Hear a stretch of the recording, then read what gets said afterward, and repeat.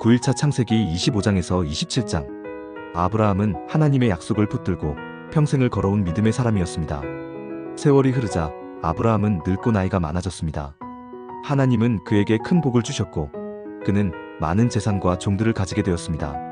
사라가 죽은 후 아브라함은 그두라라는 여인을 아내로 맞아 여러 아들을 낳았습니다. 그러나 아브라함은 분명히 알고 있었습니다. 언약의 약속은 이삭을 통해서만 이어진다는 것을. 그래서 그는 살아있는 동안 다른 아들들에게는 선물을 주고 그들이 이삭과 함께 살지 않도록 동쪽으로 떠나보냈습니다. 아브라함은 175세를 살고 하나님의 품으로 돌아갔습니다. 그는 가족들과 함께 기쁨과 슬픔, 기다림과 믿음을 걸어온 길을 마무리했습니다. 이삭과 이스마엘은 함께 막벨라 굴에 아브라함을 장사했습니다. 그곳은 아브라함이 사라를 묻었던 아내를 향한 사랑이 담긴 장소이기도 했습니다. 하나님은 아브라함이 세상을 떠난 후에도 그의 약속을 이삭에게 이어가셨습니다. 이삭은 리브가와 결혼했지만 오랫동안 아이가 생기지 않았습니다. 이삭은 간절히 기도했고 하나님은 그 기도를 들으셨습니다. 리브가는 임신했습니다. 하지만 뱃속의 두 아이가 서로 심하게 움직였고 그녀는 하나님께 물었습니다. 그때 하나님께서는 놀라운 말씀을 하셨습니다. 두 민족이 내 뱃속에 있다. 큰 자가 어린 자를 섬길 것이다. 때가 되어 아이들이 태어났습니다. 먼저 태어난 아이는 붉고 전신이 털투성이었기 때문에 이름을 에서라고 지었습니다. 둘째는 형의 발 뒤꿈치를 붙잡고 나와 야곱이라는 이름을 얻게 되었습니다. 두 형제는 어릴 때부터 달랐습니다. 에서는 들에서 뛰노는 야생적인 사람이 되었고 야곱은 조용히 장막에 머무르며 지혜롭게 행동하는 사람이었습니다. 이삭은 고기를 좋아했기 때문에 사냥을 잘하는 에서를 사랑했습니다. 반면 리브가는 조용한 야곱을 더 사랑했습니다. 어느 날 에서는 사냥하고 돌아와 몹시 배가 고팠습니다. 그때 야곱은 붉은 죽을 끓이고 있었고 에서가 먹고 싶다고 하자 야곱은 말했습니다. 형의 장자의 명분을 나에게 팔라. 에서는 배고픔 앞에 장자권을 가볍게 여겼습니다. 내가 이제 굶어 죽을 지경인데 장자의 명분이 나에게 무슨 소용이 있겠느냐? 결국 그는 장자의 명분을 야곱에게 팔아버렸습니다. 이 선택은 앞으로 두 형제의 인생을 크게 바꿔놓게 됩니다. 땅에 큰 기근이 찾아왔습니다. 이삭은 날이 갈수록 걱정이 깊어졌고 이집트로 내려갈까 고민했습니다. 그때 하나님께서 이삭에게 나타나 말씀하셨습니다. 애굽으로 내려가지 말고 내가 너에게 지시하는 땅에 거하라. 내가 너와 함께 있어 복을 줄 것이다. 내가 네 아버지 아브라함에게 맹세한 약속을 너와 내 자손에게 이루겠다. 이삭은 하나님의 말씀을 믿고 그대로 따랐습니다. 그는 블레셋 사람들의 땅 그랄에 머물렀습니다.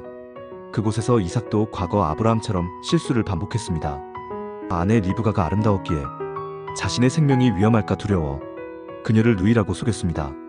하지만 시간이 지나 아비멜렉 왕은 두 사람의 모습을 보게 되었고 그들이 부부임을 깨달았습니다. 아비멜렉은 크게 놀라며 말했습니다. 왜 우리에게 이런 일을 하였느냐? 누군가가 네 아내와 동침할 뻔했으면 우리가 큰 죄를 범할 뻔하지 않았느냐? 2일 이후 하나님은 이삭에게 놀라운 복을 주셨습니다. 그는 100배의 수확을 얻었고 양과 소와 종들이 크게 번성했습니다. 그러나 이삭이 너무 부유해지자 블레셋 사람들이 그를 시기했습니다. 그들은 아브라함 때부터 사용하던 우물을 막아버렸습니다. 이삭은 다투지 않고 그저 자리를 옮겼습니다. 우물을 파고 또 빼앗기고 또 다른 곳으로 옮겼습니다. 마침내 다투지 않는 우물이 생기자 이삭은 말했습니다. 이제 하나님께서 우리에게 넓은 곳을 주셨다. 이삭은 늘 하나님 앞에서 평화를 선택했습니다. 그의 온유함은 하나님의 축복을 계속 이어가게 했습니다. 세월이 흘러 이삭은 매우 늙었습니다. 눈도 거의 보이지 않았습니다. 그는 죽기 전에 맏아들 에서에게 축복을 주고 싶었습니다. 이삭은 에서를 불러 말했습니다. 들로 가서 사냥해와라. 내가 좋아하는 별미를 만들고 내게 가져오너라. 내가 너를 축복하겠다. 그러나 이 대화를 리브가가 듣고 있었습니다. 리브가는 하나님께서 주셨던 말씀, 큰 자가 어린 자를 섬기리라를 기억하고 있었습니다. 리브가는 야곱을 불러 아버지가 에서를 축복하려 한다는 소식을 전했습니다. 그리고 야곱에게 에서처럼 변장에 가서 축복을 받으라고 말했습니다. 야곱은 걱정했습니다. 아버지께서 나를 만지시면 내가 속이는 자로 들키고 저주를 받을 것입니다. 리브가는 말했습니다. 저주는 내게로 돌아오리니 내 말대로 하여라. 그리하여 야곱은 염소 가죽으로 팔과 목을 감싸고 에서의 옷을 입어 그 냄새까지 풍기게 했습니다. 그리고 요리한 음식을 아버지에게 가져갔습니다. 이삭은 의심했습니다.